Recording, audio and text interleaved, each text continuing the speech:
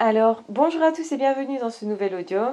Aujourd'hui, je vais faire la comparaison entre le polyamour, je dirais même les polyamours, puisqu'il y en a de plusieurs sortes, et on ne peut pas dire que c'est de l'amour, mais les relations sentimentales, amoureuses, sexuelles que l'on peut avoir avec les hommes ou les femmes pervers ou perverses narcissiques.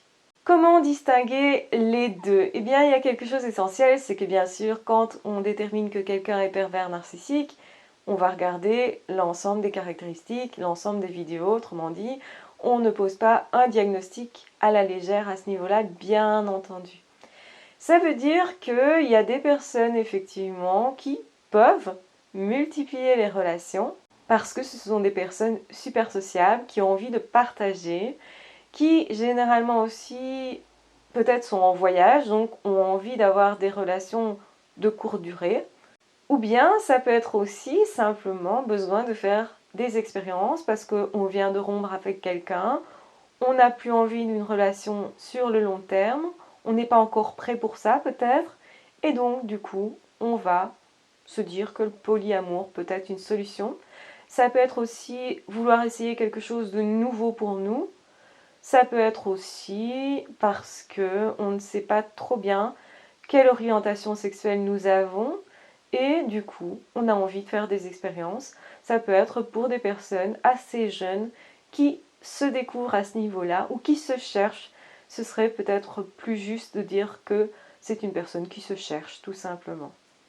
Et bien entendu, c'est bien différent et bien à distinguer des relations entre guillemets, je mettrai vraiment le terme relation entre guillemets, quand on parle de la perversion narcissique. Les pervers narcissiques ne sélectionnent pas vraiment, ils vont prendre plutôt les personnes réceptives à leur manipulation, les personnes qui vont justement se laisser enflammer. Donc vous allez trouver une période de séduction chez les pervers narcissiques, à moins que la personne soit déjà dans un état plus ou moins amoureux. Dans ce cas-là, la période de séduction, elle est assez courte. Donc elle sert à quoi? Elle sert à attirer la personne pour la rendre dépendante. C'est la première étape en fait. Dans la relation polyamoureuse ou les relations polyamoureuses, le respect est de mise, la relation est réelle. Généralement, elle se fait dans le but du partage, donc d'un échange. Ça peut être que sexuel, mais c'est possiblement aussi relationnel. Ça dépend un petit peu de quelles règles on se donne à ce niveau-là, au niveau du polyamour. Comme je l'ai expliqué, le polyamour, on l'invente généralement au fur et à mesure de la relation. Et on peut même justement changer les règles au fur et à mesure. Ça va dépendre des personnes également. Et ça peut être justement avoir deux relations en même temps, ou une relation dite triangulaire où les trois mélangent leur amour. Donc il y a vraiment du respect pour deux personnes, chacune ou chacun respecte l'autre. Donc on est complètement d'autre chose que la perversion narcissique, c'est assez évident. La perversion narcissique, c'est plutôt le pervers ou la perverse narcissique cherche à multiplier les relations, mais toujours dans le but de frustrer l'autre. Donc déjà, c'est pas pour l'échange, il n'y a pas de partage. La personne n'est pas du tout une personne avec une personnalité, donc qui est remplie à l'intérieur et qui chercherait à partager quelque chose ou à se découvrir. Le pervers ou la perverse narcissique ne cherche pas à se découvrir, ne cherche pas à se remplir vraiment, donc à faire des expériences, etc. C'est pas du tout ça non plus, alors que tous ces comportements-là seraient plutôt sains pour se construire, pour partager, pour se connaître en tant qu'être humain et pour avoir justement au fond de soi une richesse intérieure. On rappelle que la richesse intérieure se fait via nos expériences. Donc c'est hyper important de le rappeler. Et notamment nos expériences sexuelles relationnelles. Alors c'est un petit peu moins bien vu parce que on a notre morale qui nous dit oui mais on ne peut pas quand même utiliser les autres juste pour se connaître. Et pourtant, on le fait tous un peu. Et bien sûr, dans une certaine mesure, Mais est-ce qu'on a tous conscience de ça? Je dirais, c'est un peu dérangeant comme idée, donc il y a des personnes qui vont dire « Ah mais non, moi j'utilise jamais les autres, ça m'est jamais arrivé. » Je pense que c'est un petit mensonge qu'on se fait quand même pour sauvegarder notre morale, hein. Donc je rappelle qu'il n'y a rien de mal à tout ça, bien entendu que le but n'est pas normalement de faire souffrir l'autre quand on est dans le polyamour, hein. Évidemment, il y a quelques exceptions. On aura par exemple les sadomasochistes qui cherchent soit à donner, soit à recevoir de la souffrance, mais il y a quand même une forme de plaisir là-dedans et de toute façon une forme de consentement. Donc on ne cherche pas à soumettre l'autre. Retenez bien que toute relation dans laquelle vous ne vous sentez pas libre, que tout d'un coup vous n'êtes pas dans une position de pouvoir décider, eh bien là, c'est un signal d'alarme normalement qui devrait vous faire dire « Tiens, c'est peut-être malsain, c'est peut-être toxique, voire même c'est de la perversion narcissique. » Le ou la perverse narcissique cherche à soumettre l'autre, à lui enlever justement cette autonomie de pensée, cette autonomie de choix, à l'empêcher en fait de choisir quelque chose et même à l'empêcher d'être tout simplement. Même pas d'être soi, mais d'être tout court.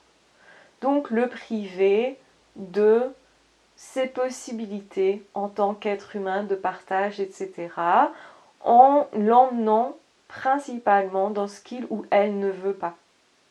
Donc c'est vraiment, au lieu de rencontrer l'autre dans sa nature, ou de se rencontrer soi-même, même dans qui l'on est, etc., les pervers narcissiques ne rencontrent personne et ne se partagent en rien, puisqu'ils ne sont personne non plus, mais ils cherchent à faire en sorte que l'autre ne soit rien du tout, ou se sente rien du tout, et que l'autre ne puisse pas être libre. Donc il y a vraiment ce côté, je fais de toi un esclave, un objet, et c'est assez typique de la perversion narcissique. Alors, est-ce qu'il y a des orgasmes? C'est une question qui m'a été posée, donc je vais y répondre en même temps. Est-ce qu'il y a des orgasmes donc du côté du ou de la perverse narcissique? Eh bien, il peut y en avoir quand ils prennent plaisir à faire souffrir, à travers la sexualité par exemple. Mais donc vous voyez bien que déjà là, il y a un problème de fonctionnement, il y a un problème, c'est pas sain du tout, hein.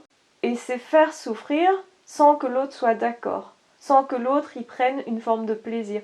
Donc c'est la différence avec le masochiste, où les sadomaso se cherchent mutuellement parce qu'ils retirent quelque chose de l'expérience.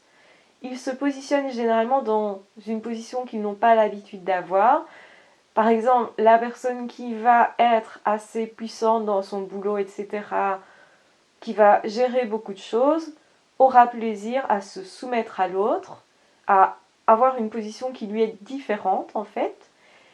Et donc c'est cette différence qui va faire, qui va se découvrir à travers un autre positionnement justement, et donc possiblement avoir un partage, un échange qui est réel. Et la personne qui, au contraire, est tout le temps dans une position plutôt de soumission, pourrait prendre l'attitude inverse, justement, et avoir plaisir à voir l'autre s'exécuter, donc ressentir une forme de puissance, en fait, hein, que cette personne n'a pas l'habitude de ressentir. Donc il y a un partage, malgré tout, et il y a aussi un accord mutuel où chacun trouve quelque chose.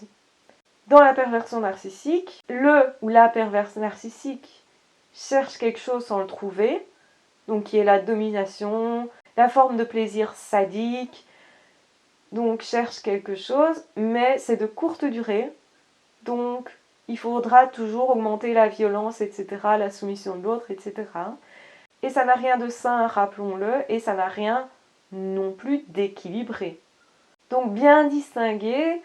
Cela, c'est important parce que les pervers narcissiques multiplient les relations, mais ils ne sélectionnent pas vraiment leurs partenaires en fonction de ce qu'ils pourraient partager, ce que la plupart des êtres humains font, ce qui explique que souvent ils dépassent les frontières de l'âge, ils dépassent en fait même les frontières du sexe, hein. Donc tout ce qui est sélection, donc la plupart des gens sélectionnent un partenaire ne choisissent pas n'importe qui, ne sont pas attirés vers n'importe qui. Les pervers narcissiques peuvent au contraire s'adapter à n'importe quel profil et en fait ne vont pas tellement sélectionner, sauf en fonction des avantages qu'ils peuvent avoir de l'autre et du fait que l'autre puisse se laisser manipuler ou non. Donc effectivement, ils sélectionnent avec des critères très différents. Donc surtout bien distinguer.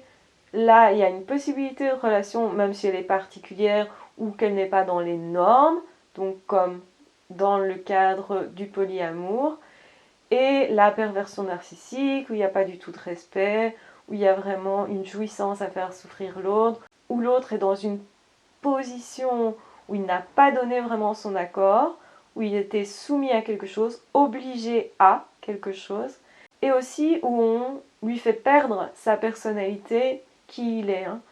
Donc ça, c'est vraiment des distinctions à faire qui sont capitales. Donc c'est pas parce que vous multipliez les relations que vous êtes pervers narcissique, on va le dire clairement, et c'est pas non plus parce qu'on a beaucoup de relations que c'est forcément malsain non plus. Ça, c'est un petit peu à chacun à voir avec quoi il veut composer. Donc bien entendu, nous avons tous des limites morales que nous nous sommes mis, ou qui font partie de notre culture. Donc c'est libre à chacun de choisir quel sera son chemin, quelles seront ses expériences, et idéalement choisissez en fonction de ce que vous pourrez partager et de comment vous allez vous nourrir des expériences en devenant justement vous-même plus épanoui, plus en connaissance de vous-même, ou plus en connaissance aussi de comment partager avec les autres. Et là, vous serez plus facilement dans quelque chose de sain. Donc, je vous embrasse bien fort, je vous aime très fort. J'espère que cet audio vous aura éclairé à bien faire la distinction. Donc, une personne qui a beaucoup de relations n'est pas forcément malsaine, pas forcément perverse, narcissique. Mais regardez toujours, est-ce que moi ça me convient en fonction de qui je suis avant d'accepter telle ou telle chose ou tel comportement des autres, etc. C'est toujours une relation entre soi et les autres, entre ce qu'on souhaite nous aussi, ce qu'on a envie de partager, ce qu'on peut amener et ce que les autres peuvent nous partager aussi, nous échanger, etc. Évidemment, donc, dans la perversion narcissique, il ne s'agit pas d'échange, il ne s'agit pas non plus de mieux se connaître, il ne s'agit pas non plus de partage, il ne s'agit pas non plus de respect. Je vous embrasse bien fort, je vous aime très fort, prenez bien soin de vous et de toute façon on se retrouve très vite dans d'autres audios ou dans d'autres vidéos. N'hésitez pas à vous abonner à la chaîne si vous souhaitez avoir plus de contenu et ne louper aucune de mes vidéos ou de mes audios. Ah, ciao, bye bye!